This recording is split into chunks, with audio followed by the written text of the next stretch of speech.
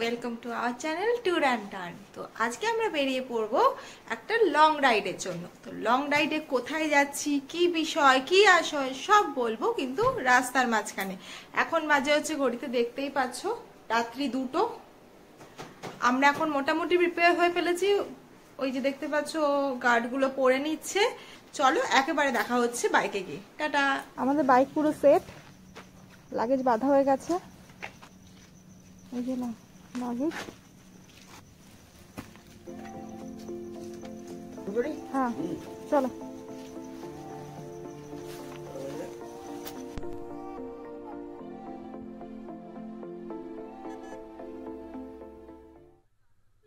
যাবে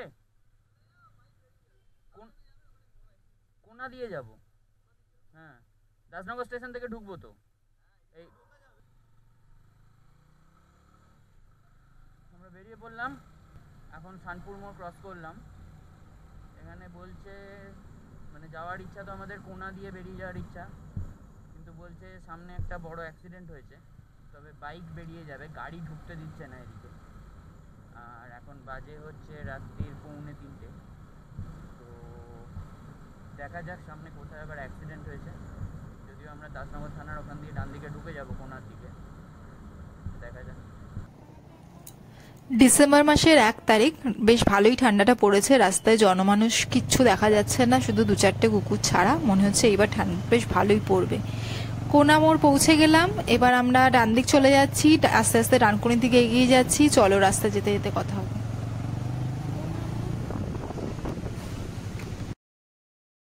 ডানকুনির আগে থেকে ওখান থেকে আমরা পুরনো দিল্লি রোড নিয়ে নেব, নিয়ে আমরা চলে যাব চুঁচুড়া, চন্দননগর, কল্যাণীর দিকে। টেম্পারেচার ঠিকঠাকই আছে, বেশ খুব একটা খারাপ, খুব একটা ঠান্ডাও নয়, খুব একটা গরমও নয়। আর আমি যে লাইটটাও লাগিয়েছি আপাতত ঠিকঠাক কাজ করছে, দেখা যাক সব কিছু ঠিকঠাক চললেই ভালো।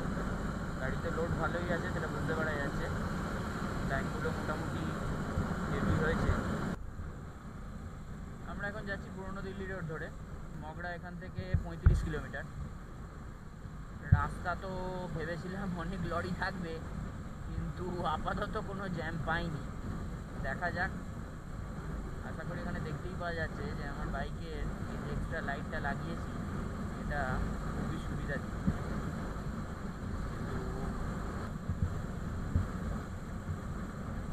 আর একটা লাইট, আমরা শ্রীরামপুর ক্রস করে গেছি। শ্রীরামপুর ক্রস করে এগিয়ে যাচ্ছি আরও বেশ খানিকটা। রাস্তার কন্ডিশন খুবই ভালো, শুধু মাঝে মধ্যে কোনো কোনো জায়গায় ডাইভারশন আছে এবং সিঙ্গেল লেন হয়ে যাচ্ছে, যেটা একটু চ্যালেঞ্জিং হয়ে দাঁড়াচ্ছে, কারণ উল্টো দিক থেকে লরি আসছে। যদিও এবারে লাইটটা ভালো থাকায় হাই বিমটা জ্বালালে ওরা একটু লো বিম করে নিচ্ছে, তো আমার চোখে দেখতে একটু সুবিধা হচ্ছে। রাস্তা একদম শুনশান, কিন্তু খুবই ভালো এবং স্মুথ রাস্তা। গাড়ি এখনও অ্যাজ অ্যান অ্যাভারেজ 65 to 70 কিলোমিটারে চালানো যাচ্ছে, কোনো রকম সমস্যা হয়নি।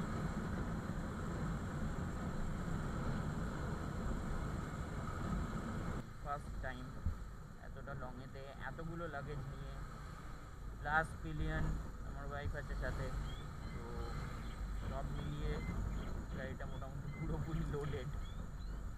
তো বাবা, ইন্ডিকেটারের সাউন্ড ট্রাকের, বাহ, জানি না শোনা যাচ্ছে কি না, তো মজাদার সাউন্ড। পরেরবার বাইকে লাগাবো এটা। সোজা চলে যাচ্ছে বর্ধমান 87, তারকেশ্বর 35, শেওড়াফুলি 3 কিলোমিটার। মানে আমরা শেওড়াফুলির কাছাকাছি এসে গেছি অলরেডি। আমরা এসে গেছি মগরা ফ্লাইওভার। আলটিমেটলি আমি জানি না কতটা দেখা যাচ্ছে এই অন্ধকারের মধ্যে, যদিও আমার এই লাইটটার জোর ভালোই আছে।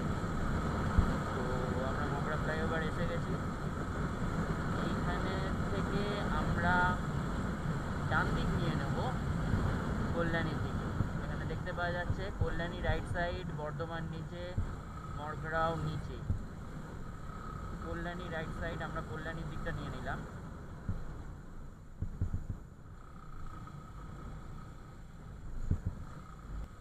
এই গাড়ি লোড যখন থাকে তখন টার্নিংটা খুব সাবধানে নিতে হয়, কারণ গাড়ি বেশি হেলানো পসিবল নয়, বা একটু বেশি হেলে গেলে সেটাকে আবার সোজা করাটাও মুশকিল। সেই জন্য যতটা সম্ভব কমিয়ে নেওয়াটাই বেটার। তারপরে আবার স্ট্রেট রাস্তা প্রচুর পাওয়া যাবে যেখানে স্পিড তুলে মেকআপ দেওয়া যাবে, সেই জন্য টার্নিংয়ের সময় স্পিডটা একটু কম থাকলে ভালো হয়। যাই হোক, আমরা এসে গেছি এখানে কল্যাণী থেকে। তো আমরা চলে যাব হচ্ছে নবদ্বীপের দিকে, মানে একটা আছে ঈশ্বরগুপ্ত সেতু ক্রস করে আমরা ধরতে পারি NH-34, আর একটা হতে পারে আমরা এখান থেকে বাঁদিক মেরে সোজা ভেতরের স্টেট রোড ধরে নবদ্বীপ চলে যাব, এবং নবদ্বীপে গিয়ে গৌরাঙ্গ সেতু ধরে আমরা নদী ক্রস করে NH-34 ধরবো।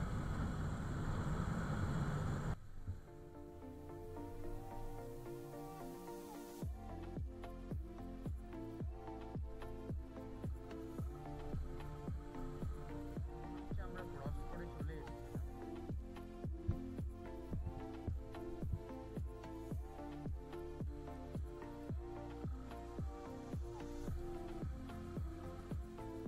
দোকান ফোকান আছে, দাঁড়াবি দাঁড়াবি, দরকার নেই তো। বেশ সুপার।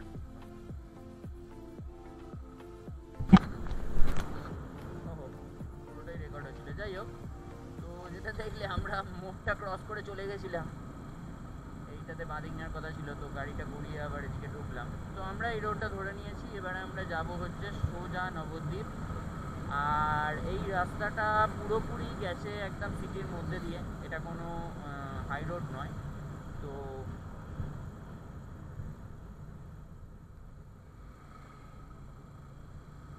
এখানে লরিও থাকবে, এটা ওয়ান ওয়ে রোড, সেটাও একটা ব্যাপার।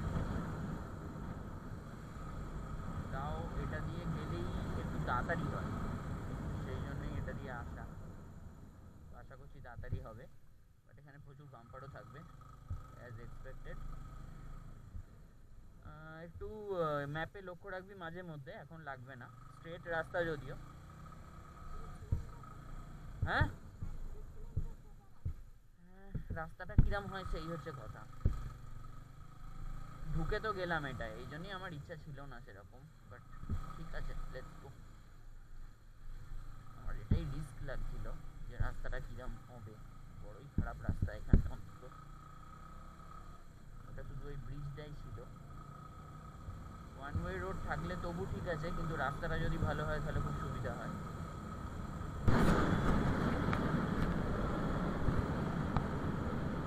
এখন বাজে হচ্ছে ঘড়িতে 4:38।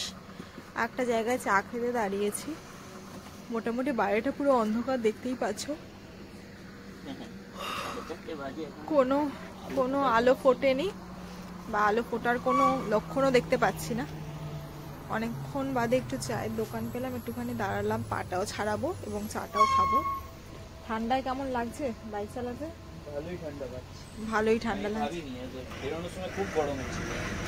বেরোনোর সময় প্রচন্ড গরম লাগছিল আসলে। এই দিদির দোকানে চা খেতে দাঁড়িয়েছি। দিদি এখন আমাদের জন্য স্পেশালি লাল চা বানাচ্ছেন দিদি, নাহলে দুধ চা করছিলেন উনি। আসলে তো দুধ চাটা একদমই প্রেফার করি না আমি বা সৌভিককেই। তো ঠিক আছে, চলো।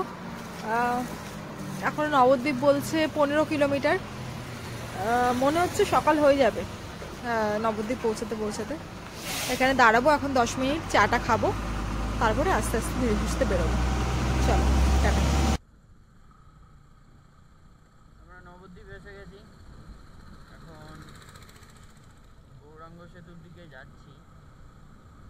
নদীটা ক্রস করবো করে দেন আমরা আবার ন্যাশনাল হাইওয়ে ধরবো।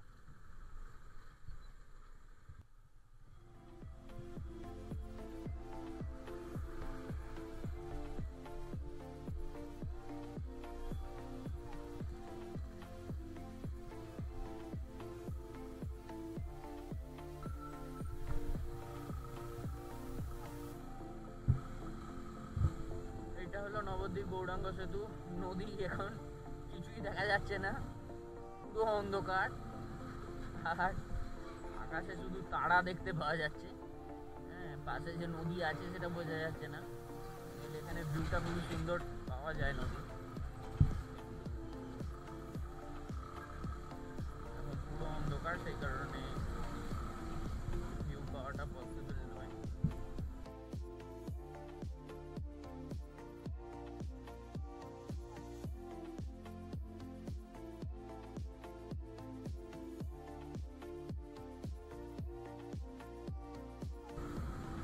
সেতু ক্রস করে গেছি। এবার আমরা ন্যাশনাল হাইওয়ের দিকে এগিয়ে যাচ্ছি। ন্যাশনাল হাইওয়েটা বলিস কোন দিক দিয়ে কীভাবে নেব, ন্যাশনাল হাইওয়েটা বলিস কোন দিক দিয়ে কীভাবে নেব।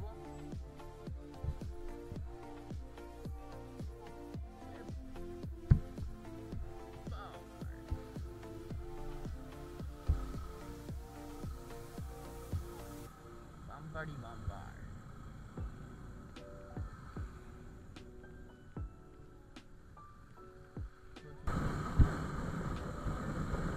আমরা কৃষ্ণনগর ক্রস করে গেছি। এখন আমরা বেতুয়াডাহরি কাছাকাছি, যেটা এখান থেকে আর 12 কিলোমিটার মতো।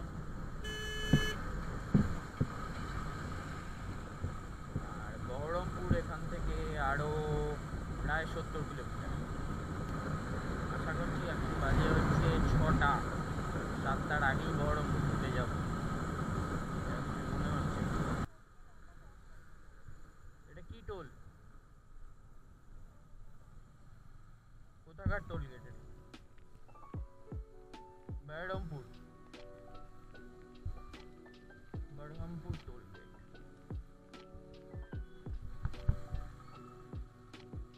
ওই যে লেখা রয়েছে ডালখোলা 261, মালদা 135, বহরমপুর 7 কিলোমিটার। আমরা এখন বহরমপুর বাইপাসের দিকে এগিয়ে যাচ্ছি। সামনে বহরমপুর বাইপাস, একটা ব্রিজ আছে, ব্রিজটা আমরা ক্রস করবো। টোল রোড শেষ হয়ে গেল, বহরমপুর টোল রোড। সোজা শিলিগুড়ি, ডালখোলা, মালদা। কোন দিকে যাবো? এদিকে তো।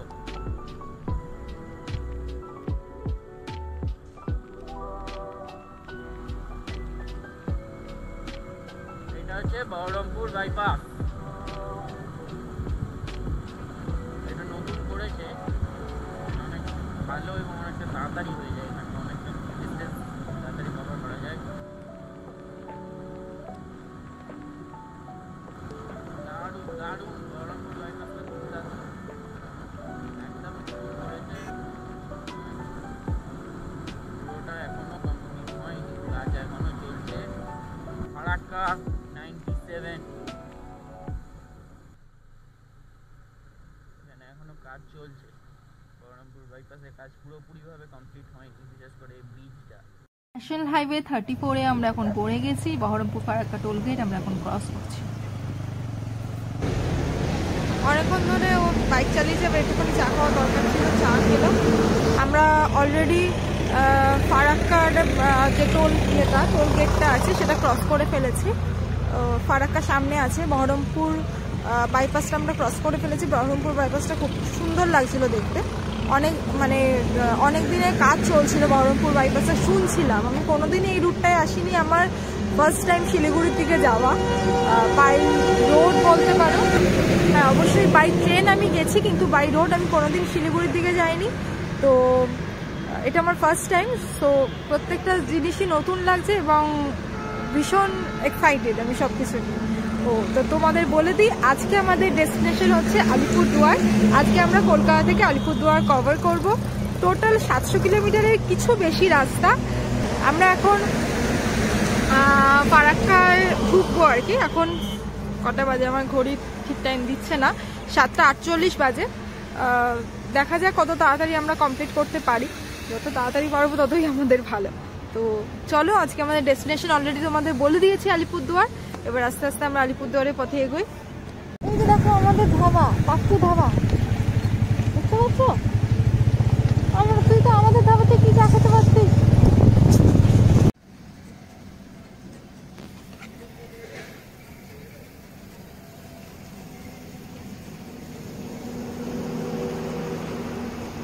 ভর্তিটা করবে না, একটু হবে মনে হচ্ছে। ফারাক্কা 95।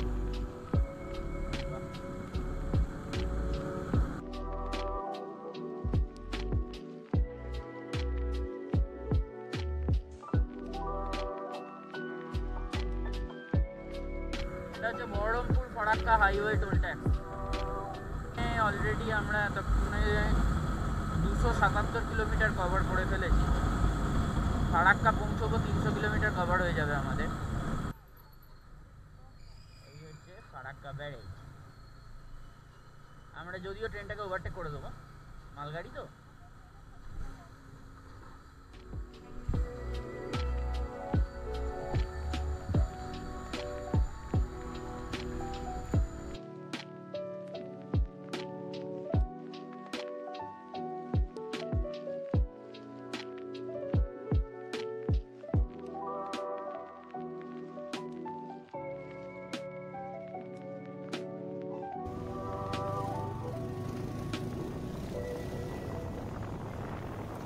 এটা হলো আমাদের 4 নম্বর টোল গেট।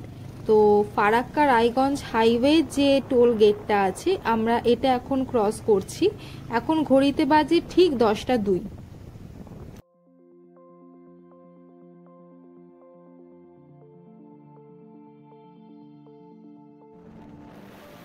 আমরা সবাই জানি মালদার বিখ্যাত আমের কথা, তোমরাও নিশ্চয়ই শুনেছো। আর ওই যে দেখতে পাচ্ছ বিঘার পর বিঘা জমি, ওগুলো কিন্তু শুধুই আম গাছ, কিন্তু দুর্ভাগ্যের বিষয় একটাও আম নেই গাছে। দেখো, দেখতেই পাচ্ছ। তাহলে আমের যদি থাকতো তাহলে 1-2 আম নিশ্চয়ই হাতে করে নিয়ে যেতাম। একটা খুব সুন্দর জায়গায় দাঁড়িয়েছি, দেখতে পাচ্ছ ওপাশে সর্ষের ক্ষেত, এত সুন্দর লাগছে দেখতে বলার না। আর সামনে হাইওয়ে, এটা হচ্ছে মালদা বাইপাস। মালদা বাইপাস অনেকটা কভার করে এসেছি, আর এত সুন্দর একটা সর্ষের ক্ষেত দেখে না দাঁড়িয়ে পারলাম না। আর এখান থেকে তোমার ঘুগনি মুড়িটা খাওয়া হচ্ছে, ও নিচ্ছে মুড়িটা, আমরা খেয়ে একেবারে বেরিয়ে যাবো।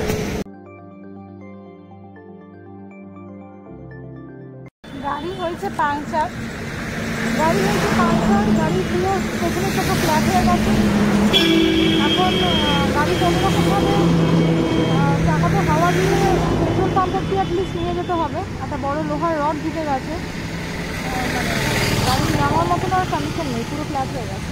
এবার যাও, চালিয়ে ধর।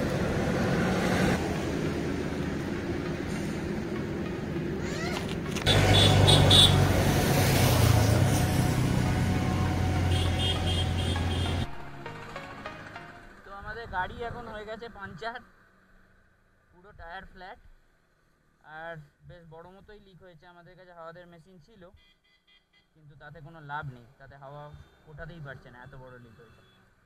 আমি দেখতে পেয়েছি যে কি ঢুকে আছে, তো দেখি আপাতত হাঁটিয়ে সামনেই একদম টায়ারের একটা দোকান আছে বলছে সারানো, খুব ভাগ্য ভালো আমাদের সেটা। তো দেখি সেখানে যদি হয়ে যায় তাহলে বেঁচে যাবো, আর না হলে তো মুশকিলের ফান্ডা এখন।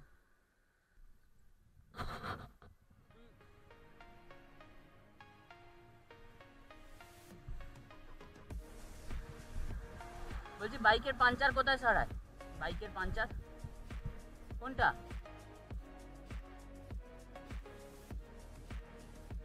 হ্যাঁ হ্যাঁ,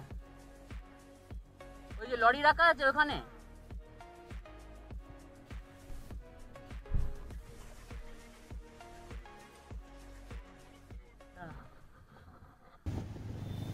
আমরা এখন রায়গঞ্জ থেকে 15 কিলোমিটার মতন দূরে আছি।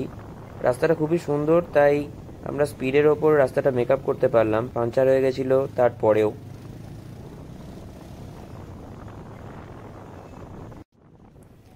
আর একটা টোল গেট আমরা ক্রস করছি, কিন্তু টোল গেটটার কোনো নাম আমি দেখতে পাচ্ছি না। কেউ যদি জেনে থাকো একটু জানিও এটার কি নাম, কারণ এখানে কোনো টোল গেটটাই কোনো নাম লেখা নেই।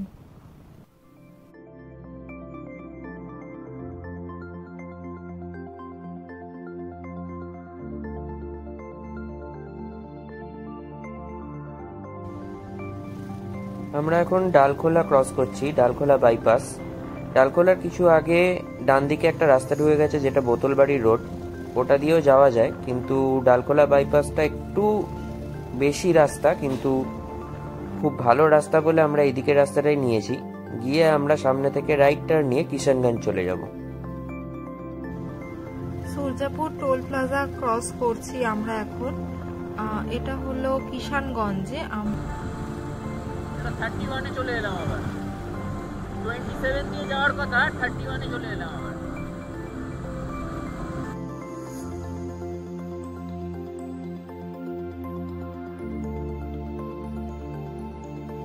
শিলিগুড়ি এখান থেকে 97 কিলোমিটার, আর এখানে দেখতেই পাচ্ছ রাস্তার একপাশে কি সুন্দর হলুদ রঙের ফুল ফুটে আছে। একপাশে এই ফুলগুলো ফুটে আছে আর অন্যদিকে কিন্তু হচ্ছে স্টেশন। এই স্টেশনটার নাম হচ্ছে পাঞ্জিপাড়া স্টেশন। আর স্টেশনটা কিন্তু বেশ বড়, বেশ ট্রেন কিন্তু এখান থেকে যাতায়াত কন্টিনিউয়াসলি করছে। দার্জিলিং 124, শিলিগুড়ি 52, তাহলে ফুলবাড়ি মোটামুটি এখনো প্রায় 35 থেকে 40 কিলোমিটার তো বাকি আছে। ইসলামপুর বাইপাসের উপর দিয়ে যাচ্ছি। রাস্তাটা কিন্তু বেশ ভালো, এতক্ষণ পরে একটু ভালো রাস্তা পেলাম। রাস্তাটা এর আগে কিন্তু বেশ খারাপ ছিল। তো যাই হোক, ভালো রাস্তার উপর দিয়ে আমরা এখন যাচ্ছি, ইসলামপুর বাইপাসটা ক্রস করছি। চা বাগান দেখতে পেয়ে কিন্তু মনটা একদম আনন্দে ভরে উঠলো। রাস্তার দুপাশে চা বাগান, একদম সবুজ চা বাগান, খুব সুন্দর লাগছে দেখতে। আর চা বাগান দেখতে পেয়েছি মানে বুঝতেই পেরেছো অলরেডি আমরা নর্থ বেঙ্গল পৌঁছে গেছি। আর সত্যি এবার ফিল হচ্ছে, একদম ফিলটা আসছে যে আমরা একদম ডেস্টিনেশনের খুব কাছাকাছি চলে এসেছি। শুধুমাত্র চা বাগান নয়, দেখতেই পাচ্ছ এখানে চায়ের গাড়িও যাচ্ছে, পুরোপুরি যেরকম প্রপার সিকিউরিটিতে আমাদের এখানে এটিএম এ টাকা ট্রান্সফার হয় সেরকমই পুরো প্রপার সিকিউরিটি, তালা চাবি বন্ধ করে এখানে গাড়িতে করে চা যাচ্ছে। আর এপাশে কিন্তু চায়ের বাগান, চায়ের বাগানের সাথে চায়ের গাড়ি, একটা দারুণ যুগলবন্দি। আরও একটা টোল প্লাজা চলে এসছে, এটা হলো পশ্চিম মাদতী টোল প্লাজা, পশ্চিম মাদতী টোল প্লাজা। এটা হচ্ছে শিলিগুড়ি রোড, এখান থেকে শিলিগুড়ি 25 কিলোমিটার মতন। আর আমরা শিলিগুড়ি যাচ্ছি না, আমরা তার আগে যেটা এখান থেকে 17 কিলোমিটার দূরে ফুলবাড়ি, ওইখান থেকে রাইট নিয়ে নেব জলপাইগুড়ির দিকে। আমরা এখন ফুলবাড়ি ঢুকছি। আর ফুলবাড়ি ঢোকার আগে এটা হচ্ছে মহানন্দা নদী, মহানন্দা নদীর ওপরে মহানন্দা ব্যারেজটা। আর এপাশে সানসেট হচ্ছে, দারুণ লাগছে দেখতে ভিউটা। তো চলো আস্তে আস্তে এবার ফুলবাড়ির দিকে এগিয়ে যাই।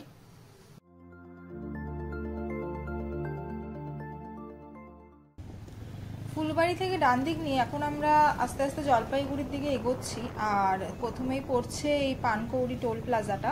তো আমরা এখন এই টোল প্লাজাটা ক্রস করছি। অনেক রাত্রি হয়ে গেছে,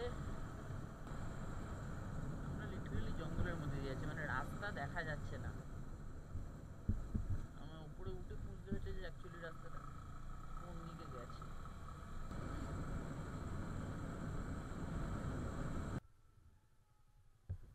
দাদা আলিপুরদুয়ার কোন দিক দিয়ে যাবো?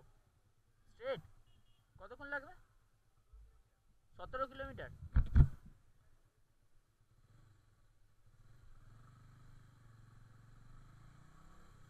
এই রাস্তাটা আবার ঢুকতে হবে এখানে, এবারে হয়তো ওই বড় রাস্তাটা দিয়ে যেতে পারবো। হ্যাঁ, আলিপুরদুয়ার কি এর মধ্যে নাকি কি জানে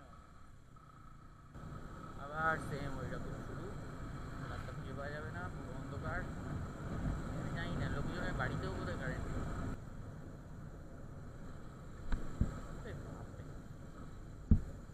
জানি না বাবা, অন্ধকারের মধ্যে দোকান ওদের কিন্তু এগুলো সেফ, লোকজন সেরকম ভাবেই বসে রয়েছে বা করছে, এখানে দোকান খুবই কম।